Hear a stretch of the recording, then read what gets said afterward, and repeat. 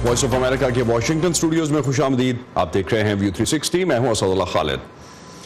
अमरीकी ऐवान नुमाइंदगान ने Democrat party के अरकान ने ट्रंप इंतजामिया और सऊदी अरब के दरमियान ताल्लुकात पर एक तहकीकात के आगाज का ऐलान किया है। इस तहकीकात का ऐलान ऐवान नुमाइंदगान की ओवरसाइट एंड रिफॉर्म्स कमेटी में मौजूद डेमोक्रेट नुमाइंदों ने किया है।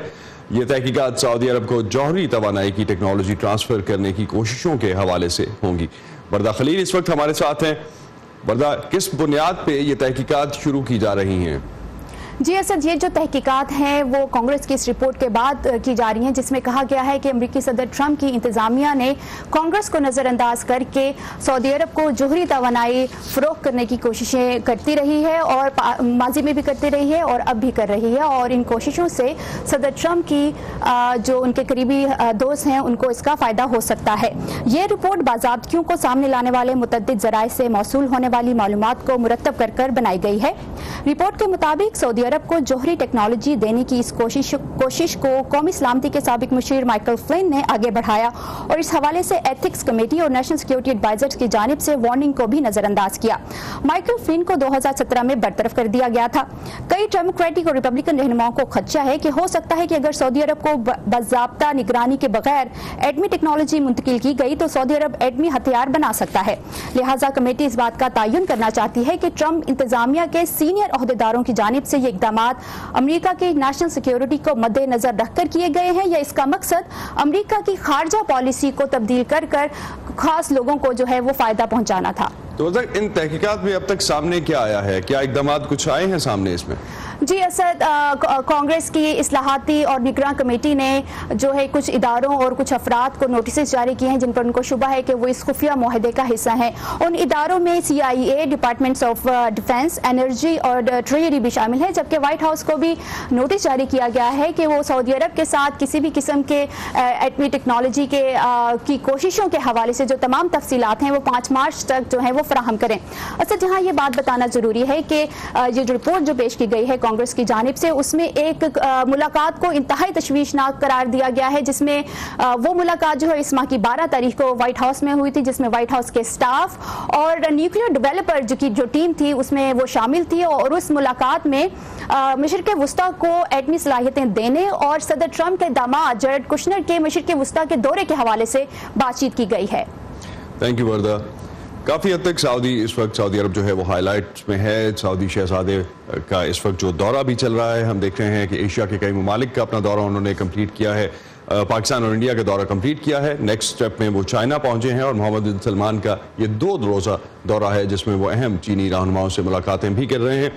चीन इस वक्त सऊदी अरब का एक अहम तजारती पार्टनर है और सऊदी अरब चीन को तेल सप्लाई करने वाला एक बड़ा मुल्क, जबकि चीनी बरामदात के लिए सऊदी अरब एक अहम मार्केट है। दोनों मुल्कों का तकरीबन जो तजारती हजम है वो $50 बिलियन के पास है। सऊदी क्राउन प्रिंस मोहम्मद बिन सलमान के पाकिस्तान और भारत समेत खित्ते के कई ममालिक के हालिया दौरे का बड़ा फोकस सरमायाकारी पर ही रहा है।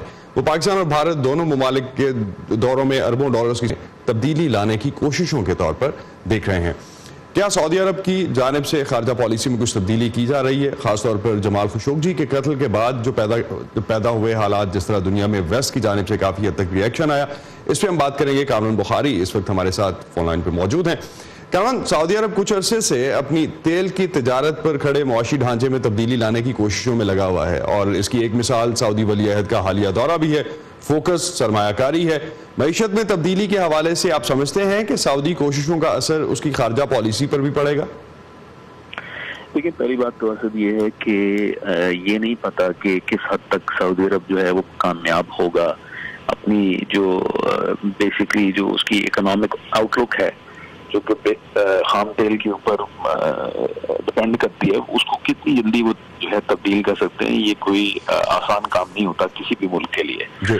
तो एक तो ये बात है। दूसरा, ये जो सफारती ताल्लुकात हैं इनका ताल्लुक MBS की जो खशोगी कत्ल केस के बाद जो मनफी जो उनके बारे में आलमी सतह के ऊपर एक राय बन गई है उसको काउंटर करना है। तो वो ये दिखाना चाह रहे हैं अपने लोगों को भी और बैनुल अक़वामी अरीना को भी कि देखें जो है वो खशोगी का कत्ल जो हुआ वो गलत हुआ, और जो है ये सऊदी अरब जो है खशोगी कत्ल केस से बड़ा है, और MBS जो है वो एक बाकायदा रिस्पॉन्सिबल लीडर हैं। तो इस वजह से वो उनकी एक लुक ईस्ट पॉलिसी बनी हुई है, जिसमें पाकिस्तान, भारत और चीन में वो दौरा कर रहे हैं।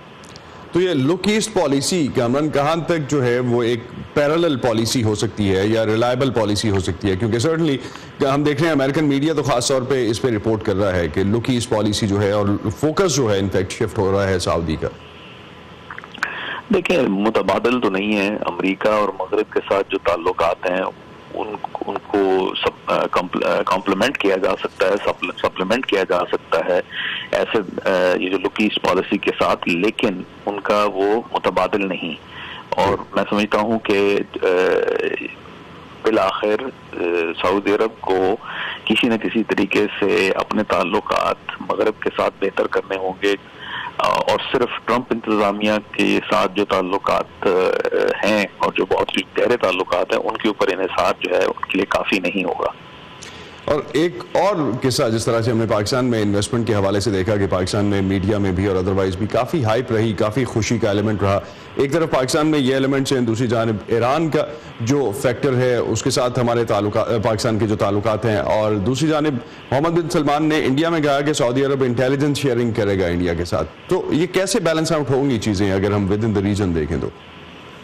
देखिए, पाकिस्तान तो फंस चुका है ये जो जियो सेक्टेरियन कॉन्फ्लिक्ट है ईरान और सऊदी अरब के दरमियान, क्योंकि पाकिस्तान ने इस दौरे के बाद ये साबित कर दिया है कि वो पूरी तरीके से सऊदी कैंप के अंदर है। ठीक है, बातों की हद तक कहा जा सकता है कि जी हम ईरान के साथ भी बरादराना ताल्लुकात रखते हैं, लेकिन देखें हाल ही में जो है वो हमला हुआ है और पाकिस्तान इनकलाब इस्लामी के जो दस्ते हैं उनके ऊपर, और उसके बाद ईरान का जो है बहुत शदीद रद्द-ए-अमल आया है। तो मैं नहीं समझता कि जो है जहाँ तक पाकिस्तान का ताल्लुक है तो मैं समझता हूँ कि वो इस कॉन्फ्लिक्ट के अंदर जो है वो अपने आप को पूरी तरह से पाएगा। बाकी इंडिया के साथ जो इंटेलिजेंस शेयरिंग है वो देखनी है किस हद तक जो है इंडिया को फायदा पहुंचा सकती है, कैसी इंटेलिजेंस है वो। मतलब पहले तो हमने कभी सुना नहीं कि सऊदी अरब के पास कोई खास इंटेलिजेंस है जो कि इंडिया के काम आ सकती है, यानी पाकिस्तान बेस्ड जो एंटी इंडिया ग्रुप्स हैं उनके खिलाफ कार्रवाई कर सकें। लेकिन देखते हैं, फिलहाल तो सिर्फ बयान आया है, आगे चल के एक्चुअल इंटेलिजेंस शेयरिंग क्या होती है ये इसके बारे में कोई बात करना मैं समझता हूँ कबल अज़ वक्त होगा। Thank you Kamran. बुध की शाम बांग्लादेश के दारुल हुकूमत ढाका में लगने वाली आग से कम 70 अफराद हलाक हो गए हैं। आग ढाका के एक गुंजान आबाद और कदीम इलाके चौक बाजार की एक 5 मंजिला इमारत में लगी। उसने जल्द ही आसपास की इमारतों को भी अपनी लपेट में ले लिया। यहाँ तमाम इमारतें रिहायशी अपार्टमेंट्स हैं और इसमें ख़ास तौर पे केमिकल्स के वेयर हाउसेज भी रखे गए हैं और उसके तौर पर भी इस्तेमाल हो रही थी। हुकाम के मुताबिक हलाक होने वालों की तादाद में इजाफे का भी खदशा है। सन 2010 में ढाका ही की एक पुरानी इमारत में लगने वाली आग में 120 से ज़ायद अफराद हलाक हो गए थे। इस इमारत को भी कीमियाई मवाद ज़ख़ीरा करने के लिए इस्तेमाल किया जा रहा था। पाकिस्तान के बारे में अहम खबरों के लिए आप आ सकते हैं हमारी वेबसाइट पर, जहां आप और बहुत सी खबरों के अलावा जान सकेंगे कि किस तरह अमेरिका में बर्फबारी और शदीद सर्दी से निज़ाम ज़िंदगी मुतासर हो रहा है। पीने के साफ पानी का हुसूल बुनियादी इंसानी हुकूक में शामिल है। सूबा पंजाब के ज़ेर ज़मीन पानी में आर्सेनिक की मिकदार जांचने के लिए यूएसएड और हायर एजुकेशन कमीशन ने एक मुश्तरका तहकीक की है, जिसके नतीजे में बेशतर देही इलाकों में ज़ेर ज़मीन पानी में आर्सेनिक की मिकदार वर्ल्ड हेल्थ ऑर्गेनाइजेशन के तय करदा मेयार से कहीं ज़्यादा है। समन खान एक ऐसे ही गांव में गईं जहां पानी में आर्सेनिक ज़्यादा मौजूद है और वहां रहने वालों के लिए सेहत के मसाइल पैदा कर रहा है। सूबे पंजाब में पानी की आलूदगी का मसला नया नहीं, लेकिन गुज़िश्ता कुछ अरसे से इंसानी सेहत पर इसके असरात वाज़ेह होना शुरू हो गए हैं। लाहौर से तकरीबन 35 किलोमीटर दूर वाक़या ये है खुदपुर गांव। 300 घरों पर मुश्तमिल इस देही इलाके के तकरीबन 200 घरों को जो पानी मिलता है इसमें आर्सेनिक मौजूद है।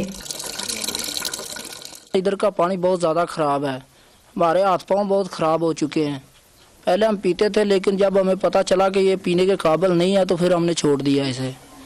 अब हम दूर से दरबार से पानी लेकर आते हैं, वो पी रहे हैं। मैनू घर ही यरकान है, मियाँ मेरा भी बीमार है। असी हुण हल चाहने भी कोई इत्थे टैंकी टूंकी लगे या कोई पानी जिहड़ा साफ मिले तो चलो उनकी वजह तो सही हो जाए काम।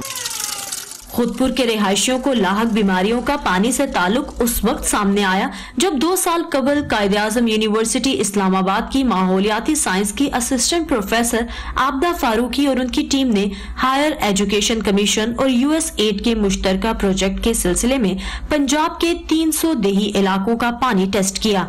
उनकी तहकीक के मुताबिक दरियाए रावी से मुल्हिका इलाकों के पानी के नमूना जात में आर्सेनिक की भारी मिकदार पाई गई। इसके फर्स्ट सिम्टम्स अपीयर होते हैं वो कोई 12 साल 13 साल के बाद अपीयर होना शुरू होते हैं। 12-13 साल के बाद भी स्किन का डिस्कलरेशन होनी शुरू हो जाती है, फिर वो इवेंचुअली जो है वो कैंसर में कन्वर्ट हो जाता है। It is actually carcinogenic. Arsenic एक ऐसी धात है जो जेरे जमीन पत्थरों से पानी में शामिल होती है। इसका ना कोई जायका होता है ना ही बू और इसकी मौजूदगी से पानी का रंग भी नहीं बदलता। आलमी इदारे सेहत के मुताबिक 1 लीटर पानी में 10 माइक्रोग्राम तक आर्सेनिक नुकसानदेह नहीं। पाकिस्तान में हद 50 माइक्रोग्राम फी लीटर है, मगर खुदपुर में मिलने वाले नमूनों में 1 लीटर पानी में 1000 माइक्रोग्राम आर्सेनिक पाया गया। गांव के लोगों को इस खामोश कातिल से बचाने के लिए डॉक्टर आबिदा की टीम के रिसर्चर शहला बतूल ने घरेलू सार्फिन के लिए हाइब्रिड वाटर ट्रीटमेंट सिस्टम मुतारिफ कराया है, जो मार्केट में दस्तयाब फिल्टर्स के निस्बत सस्ता है।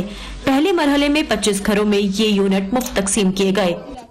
3.7 मिलीग्राम पर लीटर दैट इज 3700 माइक्रोग्राम पर लीटर आर्सेनिक को पानी से रिमूव करता है। प्रेसिपिटेशन से हम इसको रिमूव करते हैं और हम साथ साथ ये करते हैं कि जो हम गंद है वो भी हम ले रहे हैं और हम उस गंद से दोबारा साशेज बना रहे हैं ताकि हमारा टोटल एनवायरनमेंट पे कोई इम्पैक्ट ना हो। निजी सतह पर बनाए गए ये फिल्टर यूनिट वक्ती तौर पर खुदपुर के चंद रिहायशियों को तो साफ पानी भर देंगे, लेकिन यहाँ के लोग मुंतजिर हैं कि हुकूमत शहरों में मौजूद फिल्टर प्लांट्स की तर्ज पर उनके इलाके में भी फिल्ट्रेशन का निजाम नस्ब करे और इनका मसला बड़े पैमाने पर हल हो। समन खान, वॉइस ऑफ अमेरिका, खुदपुर।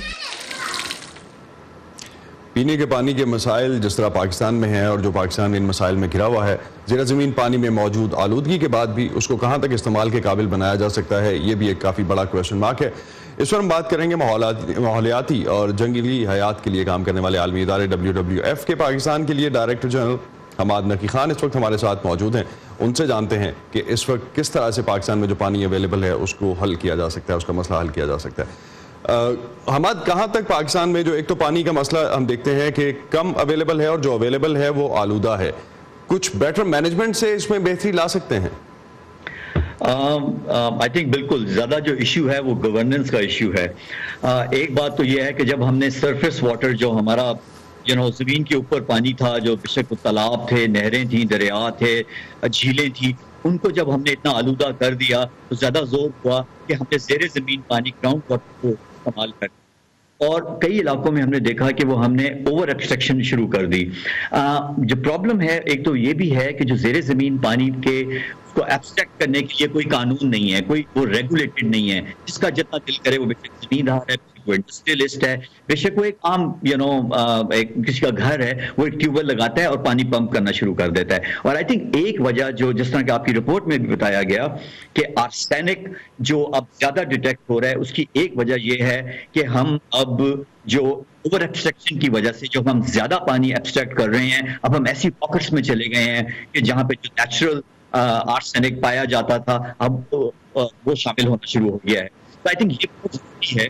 और दूसरी बात एक और मैं बताता चलूं, जैसे कि आपकी रिपोर्ट में भी बताया कि ये जरूरी नहीं कि एक गांव में एक पंप से आर्सेनिक आ रहा है तो दूसरे, ये पंप से पंप तक वेरी करता है, यानी कि पूरे इलाके में होगा, ये पॉकेट्स में है। तो आई थिंक इसकी मॉनिटरिंग जो है इसकी और ज्यादा थोड़ी कॉम्प्लिकेटेड और महंगी भी हो जाती है कि आपको एक एक पंप का पानी चेक करना पड़ता है। सो ये जरूरी है कि आप पंप्स को आइडेंटिफाई करें कि ये जो पंप है या ये जो कुआं है इसके पानी में फ्लोराइड या आर्सेनिक ज्यादा है, इसको ना इस्तेमाल किया जाए और उसको आप क्रॉस करें। आई थिंक जो WHO और एक काबिश में ये चीज, एक चीज़ हमारे इसमें आप इनकॉर्पोरेट अगर करते चलें, आमतौर पे एक जो कॉन्सेप्ट होता है वो ये कि ज़ेरे ज़मीन जब पानी निकाला जा रहा है या बोरिंग हो रही है तो उस बोरिंग में जितना हम नीचे जाएंगे पानी बेहतर होता जाएगा, ऐसा कुछ कॉन्सेप्ट है? सही है ये? नहीं, ये देखें कई इलाकों, ये वही बात है, एज ए वाटर इंजीनियर मुझे पता है, इट डिपेंड्स ऑन एक्वाफायर के वो जो पूरा जो नीचे भी एक जखीरे हैं, वो पॉकेट्स में भी हो सकते हैं, वो बड़े भी हो सकते हैं, वो कन्फाइंड भी हो सकते हैं, वो अनकन्फाइंड भी हो सकते हैं। तो ये जरूरी नहीं है, क्योंकि नेचुरल मिनरल है सॉइल में, वेदरिंग ऑफ रॉक्स और दूसरी ऐसी नेचुरल एक्टिविटी से ये आपके शामिल हो जाता है। और उसमें कई दफा जिस तरह हम लोग अपना जो एफ्लुएंट्स हैं वो भी हम रिलीज कर रहे हैं, और वो फिर जो रॉक्स रहते हैं उनकी ऑक्सीडेशन या केमिकल जो रिडक्शन होती है उसकी वजह से भी ये शामिल हो जाता है। इसलिए ये कहना कि जी जितना हम ये कई जगहों पे जो माइक्रोबियल जो आपके बायोलॉजिकल कंटेमिनेशन है उसको तो आप एड्रेस कर लेते हैं, और यही रीजन है कि वासा लाहौर में पहले 300 फुट पे पानी निकालता था, अब वो 700 और 800 फुट से निकाल रहा है, बिकॉज 300 फुट पे जो पानी है शैलो वाटर जो है वो कंटेमिनेटेड है, उसमें इकोलाई है जो आपके सुएज में होता है, सो वो बिल्कुल ही फिजिबल नहीं है। इसलिए वो फिर और गहरे जाते हैं और गहरे जाते हैं, और जब वो और गहरे जाते हैं तो वहां पे फिर आर्सेनिक या फ्लोराइड जैसे नेचुरल इश्यू आता है। अहमद, एक चीज लास्ट में बिल्कुल क्विकली अगर आप बता सकें, ज़ेरे ज़मीन जो पानी है आलूदा है, उसका कोई हल है कि उसको पीने के काबिल बनाया जा सके, बीमारियों से जो बचा सके? हाँ बिल्कुल, देखें अभी कई जगहों पे जो ऐसे जो फिल्ट्रेशन प्लांट्स लगाए गए हैं उसमें आर्सेनिक रिमूवल फिल्टर्स भी लगाए गए हैं, और ये हाउस होल्ड लेवल पे भी अवेलेबल हैं, और ये लाइक जो एक कम्युनिटी लेवल पे जहां पे एक बड़ा पंप है वहां भी अवेलेबल है। और ये देखें हमारे पास बड़े लेसन्स हैं, क्योंकि ये प्रॉब्लम आइडेंटिफाई हुई थी बांग्लादेश में, इंडिया में, और वहां से हमें पता चला उस वक्त हमारे यहाँ इतना इश्यू नहीं था, और हमारे इसको पाकिस्तान में भी अडेप्ट कर सकते हैं। बहुत शुक्रिया हमाद आपका, बहुत शुक्रिया आपका हमें ज्वाइन करने का। पाकिस्तान के मारूफ गुलकार अताउल्ला खान इस अखेलवी की बेटी लारे बता अब हॉलीवुड में पाकिस्तान का नाम रोशन कर रही हैं। लारे एक विजुअल इफेक्ट्स आर्टिस्ट हैं, जहां वो हॉलीवुड इंडस्ट्री के इस शोबे में आने वाली पहली पाकिस्तानी खातून है, वहीं वो हॉलीवुड के विजुअल इफेक्ट्स सोसाइटी अवार्ड्स के लिए नामजद होने वाली भी पहली पाकिस्तानी खातून है। इन अवार्ड्स की तकरीब में शिरकत के लिए लारेब लॉस एंजलिस आई तो साकिब अल इस्लाम की भी उनसे मुलाकात हुई। उनके काम और जिंदगी के बारे में साकिब की उनसे क्या बात हुई, आइए देखते हैं। मीडिया किसी भी तरह का हो, सोसाइटी के मसाइल को दिखाने का जिम्मेदार होता है, और अगर बात हम ज्यादा करें इम्पैक्ट की, तो उसमें सिनेमा की जो स्क्रीन है वो एक खास हैसियत रखती है। मौजू का चुनाव किसी भी फिल्म में मरकजी किरदार अदा करता है। अमराना हुकूमतें और उनका इंसानी नफ्सियात पर असर हो, या गुर्बत और जंग में घिरे बच्चों और ख़ानदानों पर बनाई जाने वाली फिल्में, ये सब इस साल ऑस्कर की बेहतरीन फॉरेन लैंग्वेज फिल्म्स का हिस्सा हैं।